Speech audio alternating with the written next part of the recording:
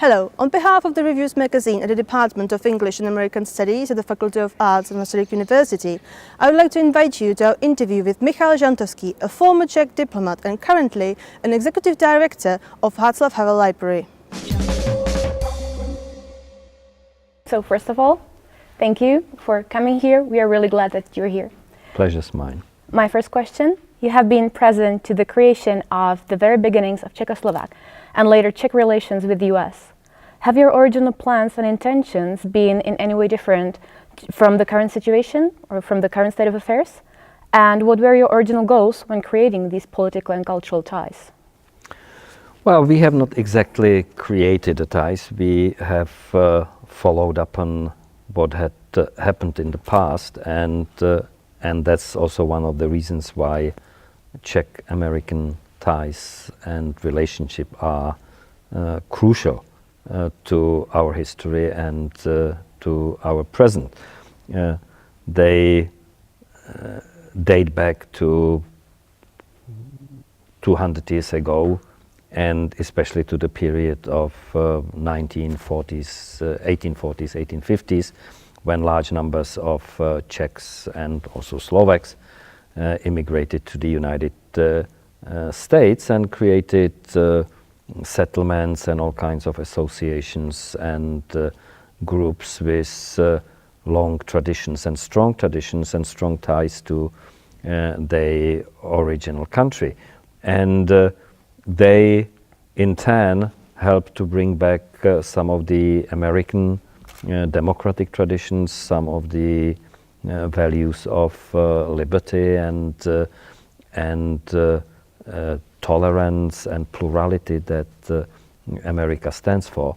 So these were the principles and values we were trying to emulate and look for in re-establishing the Czech-American relationship after 1989. Thank you.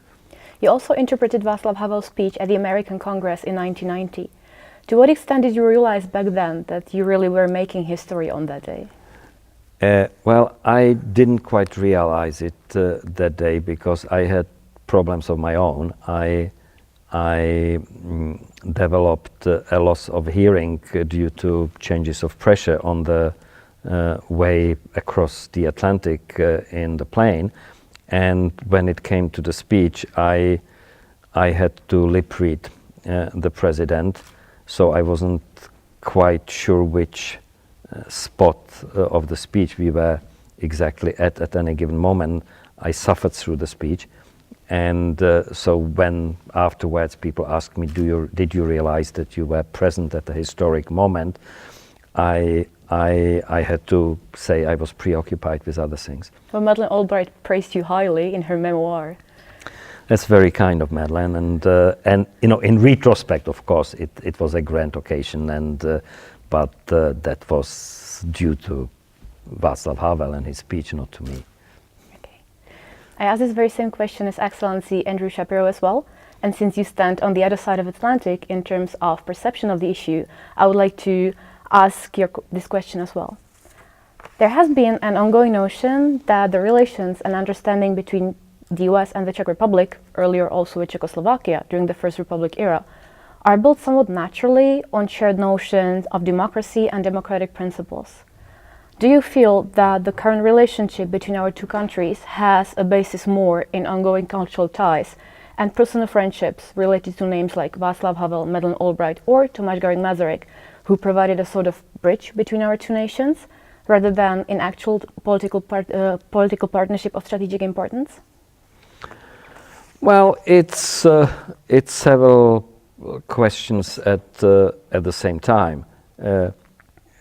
Our relationship is based on shared values and shared principles. There's no question about it. But at the same time, it is based on some geopolitical realities. For a long time, the United States has played a similar role in European foreign policy as that which had been played by Britain during the 19th century.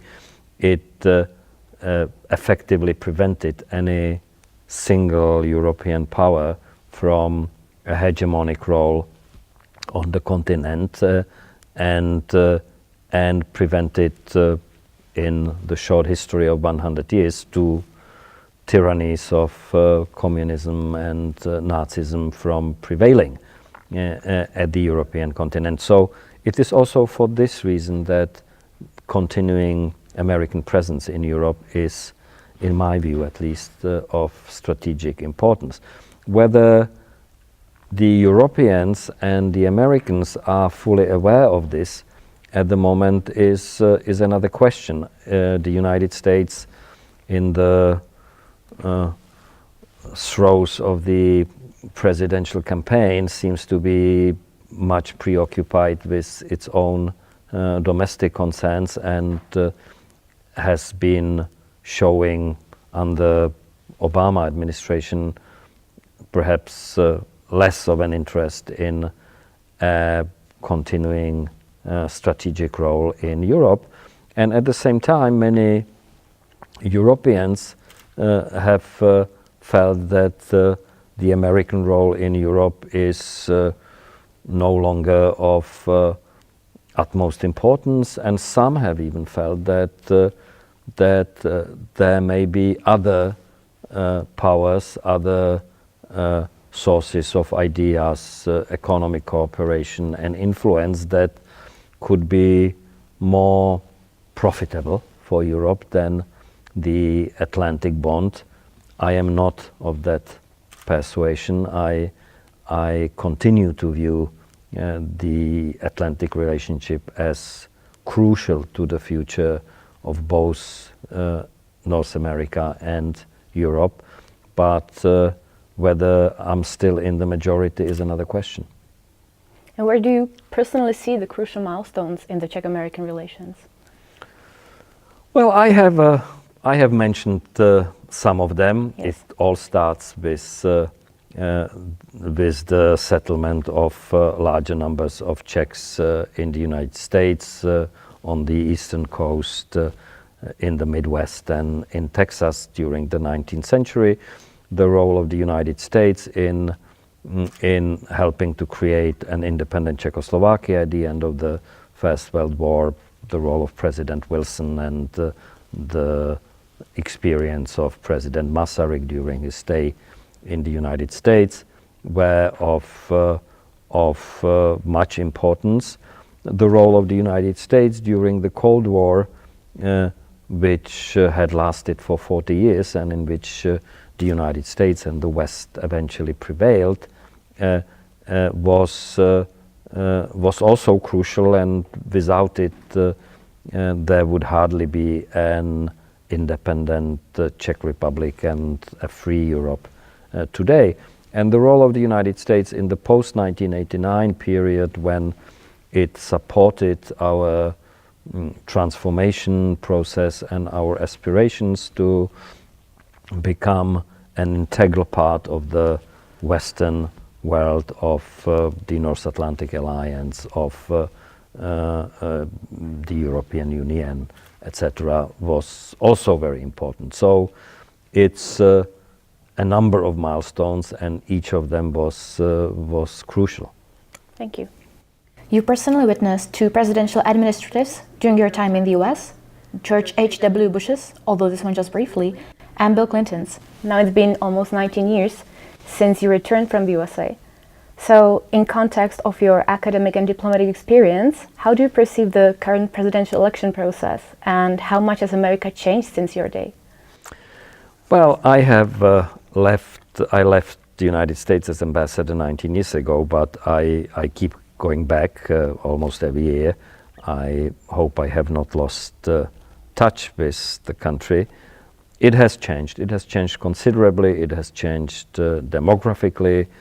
It has changed culturally, and it has changed politically, and not in all respects for the better.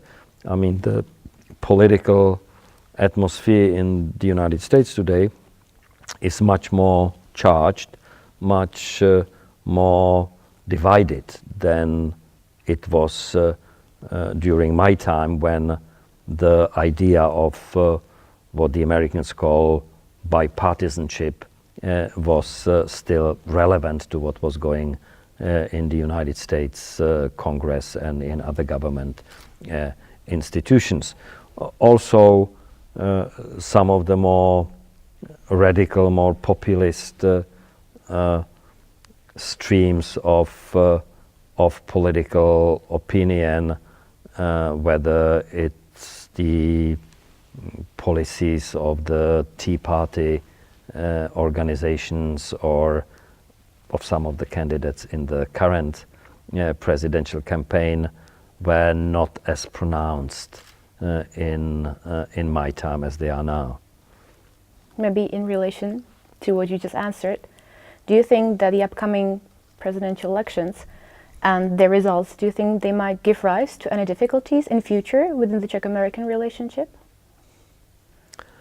I know it's hard to predict because we don't know the result yet. Well, you know, there was an American movie producer who said it's hard to make predictions, especially about the future, but seriously, there are all kinds of scenarios that could follow the victory of one or the other of the leading candidates in the current presidential campaign, and some of them would certainly have impact on American foreign policy, on the relationship between America and Europe, and indirectly also on the Czech American relationship. But I wouldn't go further than that at this moment. Thank you. This is my last question, and I would like to go back to Václav Havel. His 80th birth anniversary is approaching, and Václav Havel Library, which you are the executive director of, is planning a whole series of events named Havel at 80. Since you and Václav Havel contributed significantly to the transatlantic partnership, can we expect any events related to Czech-American relations, maybe in cooperation with Václav Havel Library Foundation in New York? Well, we work together with Václav Havel Library Foundation. It's our sister organization. We organize a number of events together. We conduct fellowships of Czech and American students reciprocally in our institutions. We will hold an evening in the memory of Václav Havel in New York at the end of September, and closer to home there also may be some events related to Václav Havel and myself and the transatlantic relationship at the upcoming GlobSec Security Conference in Bratislava in April. Thank you very much. Thank you.